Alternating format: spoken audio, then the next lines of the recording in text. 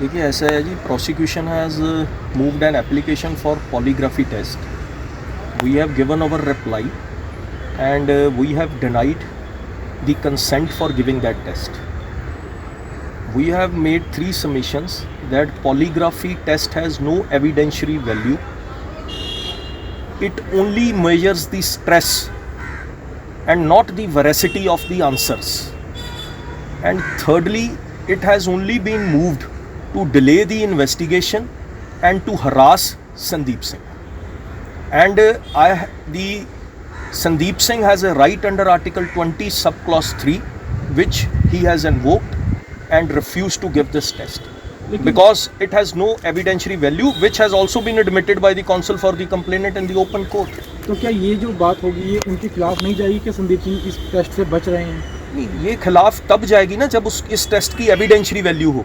इस टेस्ट की कोई एविडेंशियरी वैल्यू नहीं है, क्योंकि ऑलरेडी 2 बार उन्होंने इन्वेस्टिगेशन ज्वाइन की है. एक बार 202 क्वेश्चन उनसे पूछे, एक बार 70 क्वेश्चन पूछे.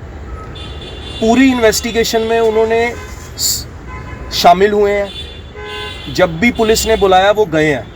अब दिक्कत क्या है कि because there is no evidence to corroborate the offense, that is why this application is only moved to harass Sandeep Singh.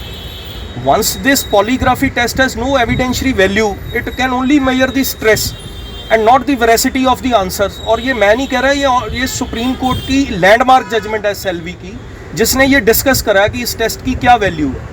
दूसरे पक्ष का ये कहना है कि अगर संदीप सिंह सच कह रहे हैं, उनके बयान सच्चे हैं, तो उन्हें इस टेस्ट से दूर नहीं होना चाहिए. सर ऐसा है, उनके लॉयर ने भी कह दिया कि इस टेस्ट की कोई वैल्यू नहीं है. ठीक है ना, लेट अस टॉक लीगल. ले मैन जिसको लॉ ना पता हो कुछ भी कह सकते हैं. ठीक है ना, I have to assist the court on legal aspect.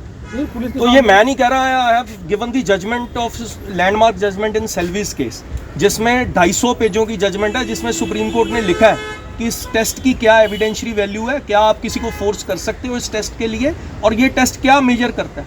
ये स्ट्रेस मेजर करता है. तो सर जैसे जांच अभी ये तो हरासमेंट है sir. It is both ways. कहना आसान है, अक्यूज्ड को भी उतनी हरासमेंट होती है, कंप्लेनेंट को भी होती है. It is both ways. तो इसका तरीका क्या है? क्योंकि जांच जो इसका तरीका है सर, देखो जो एविडेंस है, ये सेटल्ड लॉ है. Prosecution has to stand on his own legs. अगर उनके पास एविडेंस ही नहीं है, ठीक है ना, तो you can't create a evidence, right. So जो भी एविडेंस है, हमने अपने मोबाइल भी संदीप सिंह ने दे दिए, जो कुछ भी पुलिस ने मांगा दे दिया. इन्वेस्टिगेशन चल रही है. देखिए ऐसा है जी, prosecution has moved an application for polygraphy test. We have given our reply and we have denied the consent for giving that test.